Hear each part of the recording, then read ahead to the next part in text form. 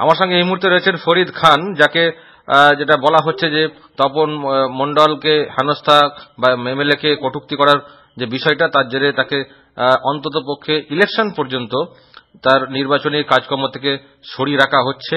এবং মনোরঞ্জন পাল, যিনি বিধানসভা কমিটি গোঘাটের তৃণমূল কংগ্রেসের, তিনি একেবারে সাংবাদিকদের সামনে তিনি বলেছেন যে এই মুহূর্তে তিনি তৃণমূলের কেউ নন, এমনটাও কিন্তু তিনি বলেছেন। সুতরাং ফরিদ খানকে সাসপেন্ডই বলা যায়, এটা করা হয়েছে এবং নির্বাচনের পর আরো বড় সিদ্ধান্ত কিছু হতে পারে, সেটা জেলা নেতৃত্ব ঠিক করবে, এমনটাই বলেছেন মনোরঞ্জন পাল। কিন্তু ফরিদ খান কি বলবেন? ফরিদ সাহেব, তাহলে আপনাকে তো নির্বাচনী কাজকর্ম থেকে সরিয়ে দেওয়া হলো। দেখুন, এই মুহূর্তে দলগতভাবে আমার কাছে কোনো মেসেজ আসেনি এবং কোনো চিঠিও আসেনি, মানে কোনো এভিডেন্স আমার কাছে নেই যে আমাকে দল থেকে বাদ দেওয়া হয়েছে। তবে মনোরঞ্জন দা আমার পিতৃতুল্য মানুষ, শ্রদ্ধাভাজন, পরম সম্মানীয়। তবে মনোরঞ্জন দাকে হয়তো দীর্ঘদিন কংগ্রেস রাজনীতির সঙ্গে আমরা দেখে এসেছি, পরবর্তীকালে হয়তো তৃণমূল কংগ্রেস করেছেন। তো তৃণমূল কংগ্রেসে মনোরঞ্জন দার চেয়েও আমরা অনেক পুরনো, দলের জন্য অনেক ত্যাগ স্বীকার করেছি এবং 5 বছর পূর্তের কর্মাধ্যক্ষও ছিলাম, বিধানসভা কমিটির সদস্য এখনো রয়েছি। তো এবং রানিং এ পঞ্চায়েত সদস্যটাও রয়েছে। সেটা তার বোঝা দরকার যে দলের উনি এতগুলো দায়িত্ব ওনার মধ্যে ছিল। হয়তো বয়সের সাথে সাথে কি হয় জানেন তো, মানুষের মানে মেন্টালের প্রবলেম হয়ে যায়। আমার মনে হয় মনোরঞ্জন দাকে তার মেন্টাল হসপিটালে গিয়ে একটু ট্রিটমেন্ট করানো দরকার আছে। কিন্তু মনোরঞ্জন বাবু তো বলছেন যে তাকে বলতে বলা হয়েছে, তাই তিনি বলছেন, জাস্ট জেলার সিদ্ধান্তটা তিনি যা শোনাচ্ছেন, তিনি সিদ্ধান্ত নেননি। তাহলে একটা কথা বলি, মনোরঞ্জন বাবুকে আমি বলবো যে আপনি একটা কারুর বাড়িতে গিয়ে আগুন লাগিয়ে দিন, তিনি কি লাগিয়ে দেবেন বলুন? মনোরঞ্জন বাবু পঞ্চায়েত সমিতির সভাপতি। মনোরঞ্জন বাবুর বয়সটা যথেষ্ট হয়েছে, ওই জন্যই মনোরঞ্জন বাবুকে বললাম যে ওর মেন্টালিটি প্রবলেম আছে, উনি মেন্টাল হসপিটালে গিয়ে একটু ট্রিটমেন্ট করে নিলে ভালো হতো।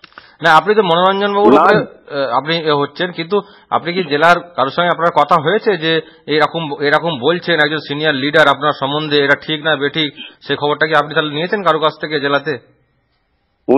আমি আপনাকে বললাম যে উনি সিনিয়র লিডার এবং উনি আমার পিতৃতুল্য, শ্রদ্ধাভাজন, পরম সম্মানীয়, ওনাকে আমি প্রণাম জানাই। কিন্তু ওনার কথাবার্তা জন্য ওনাকে বললাম যে ওনার মেন্টাল মানে ডিস্টার্ব আছে, উনি একটু মেন্টাল হসপিটালে গিয়ে ট্রিটমেন্ট করে নিন। উনি আচ্ছা ওকে, আমি জানতে চাইছি ফরিদ খান, সেটা হচ্ছে যে উনি হয়তো মেন্টালি অসুস্থ যেটা আপনি বলছেন, কিন্তু এটা যদি রিউমার্স ছড়ানোর বলায়, যে একটা বার্তা ছড়াচ্ছে, বাজে খবর ছড়াচ্ছেন মনোরঞ্জন পাল, তাহলে তো আপনি তার সম্বন্ধে বলতে পারেন জেলা নেতৃত্বকে যে কেন এটা করা হচ্ছে।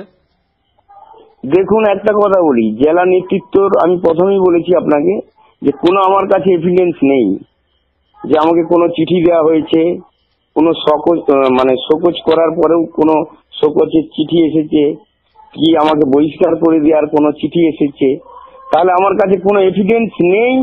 আমি কি করে মোনাদার সম্বন্ধে খারাপ কথা বলি, তাই না?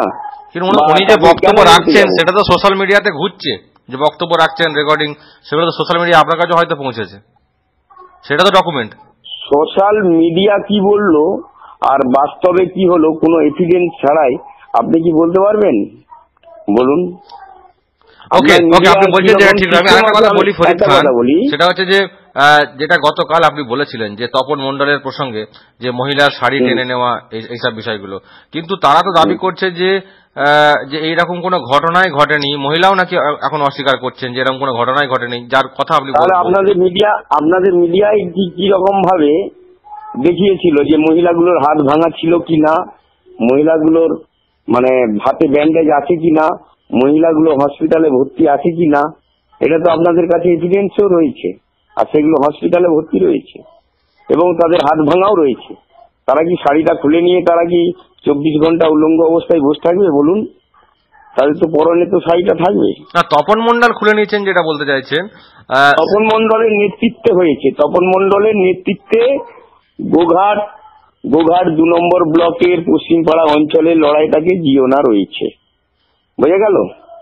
তার কারণ তপন মণ্ডল একটার পর একটা প্যারালাল লবি তৈরি করছে এবং সেখানে কিছু লোকজন দিয়ে ওই অনুপনগর গ্রাম, রামানন্দনপুর গ্রাম, সুন্দরপুর গ্রাম, বিভিন্ন রকম গ্রামে তারা ঝগড়া গন্ডগোল লাগানোর চেষ্টা করেছে, আগামী দিনেও করছে। ঠিক আছে, এটার বিরুদ্ধে প্রতিবাদ করেছিলাম। তো ওখানে চ্যাপ্টার অলরেডি শেষ হয়ে গেছে। ঠিক আছে, তো এখন কি করবেন ফরিদ খান? ভোট চলছে, প্রচার হচ্ছে, আজকেও তো আপনাদের ক্যান্ডিডেট প্রচারে গেছিলেন, সেখানে বিধানসভা কমিটির অনেককে দেখা যাচ্ছে। আপনি তো বলছেন বিধানসভা কমিটির একজন মেম্বার, আপনাকে তো আর দেখা যাচ্ছে না। আর দেখা যাচ্ছে না বলছেন কেন? আমি তো কাল পর্যন্ত প্রচারই ছিলাম। এই তো আজকে পাণ্ডুগ্রামে মিছিল হচ্ছে, ওখানেও আমি মিছিল করতে গেলাম, ওখানেও আমি দাঁড়িয়েছিলাম। মানে আপনি এখনো দলের কাজ করে যাচ্ছেন? হ্যাঁ, দলটা আমি দলের জন্মলগ্ন থেকে দলটা করি। তো তৃণমূল কংগ্রেস আমাদের হাতে খড়ি, আমরা করবো না? কে কি বললো আপনাকে তো কালকেও বলেছি যে দলের সঙ্গে আমাদের রক্তের সম্পর্ক জড়িয়ে আছে। মানে আপনি বলছেন যে জেলাতে যে বৈঠক, যে সিদ্ধান্তের কথা বলা হচ্ছে, সেটা আপনার কাছে মনে হচ্ছে না এটা সত্য ঘটনা? এটা মনে হচ্ছে যে মনোরঞ্জন সাজানো, এটা একটা মনোরঞ্জন পালের হয়তো ওই তো আপনার কথাই বলি যে ওনাকে বলতে বলেছে, উনি তাই বলছেন, উনিও বক্তব্যের মাধ্যমে এটাই বলেছেন।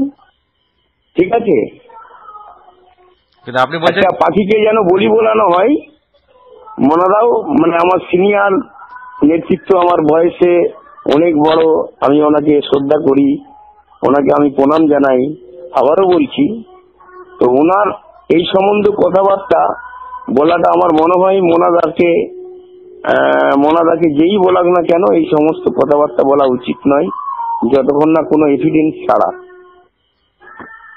ওকে, তার মানে আপনার কাছে যদি কোনো লিখিত ভাবে কোনো কিছু না আসে, আপনি এখনো দলের হয়েই কাজ করে যাবেন এবং দলের হয়েই কাজ করে যাবেন, লিখিত এলেও দলের হয়েই কাজ করে যাবেন। ও আপনাকে যদি চিঠি দেওয়া হয় যে আপনি কাজ থেকে বিরত থাকবেন, তা সত্ত্বেও আপনি দলের হয়ে কাজ করে যাবেন, তৃণমূল কংগ্রেস হয়ে? যার চালা কর্মী সমর্থক হিসাবে থাকতে পারি না। ওকে, মানে আপনি দল আমার বলুন। কিন্তু আপনাকে বলা হচ্ছে যে আপনি দলের কেউ নন এখন, অন্তত নির্বাচন পর্যন্ত। আপনি বলছেন যে ওইটা ওদের মাথাটা খারাপ হয়ে গেছে পুরোপুরি। তার কারণ মানুষরাই বলুক আর বা তপন মণ্ডলই বলুক, তপন মণ্ডল তো এই সেদিনে দলে এলো, 2009 ও দলে এসছে। ও তো সাজানো বাগানের মালিক, ও বাগান তৈরি করে মালি নন। আমরা কিন্তু বাগান তৈরি করে মালি হয়েছি, বুঝলেন? ও 2009 সালে দলে এসছে, বোঝা গেল? তো সাজানো বাগানে এসে যদি তপন মণ্ডল অত বড় জায়গা করে নিতে পারে, আপনি কি করলেন? শুনুন, একটা কথা বলি, দল মনে করেছে তাকে দায়িত্ব দিয়েছে।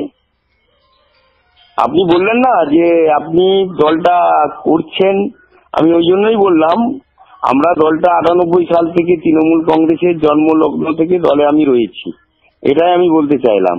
আর তপন মণ্ডল এসেছে 2009 সালে, বুঝলেন? ওই জন্য বললাম যে আমরা বাগান তৈরি করে মালি হয়েছি, আর উনি সাজানো বাগানের মালি হয়েছে, বোঝা গেল?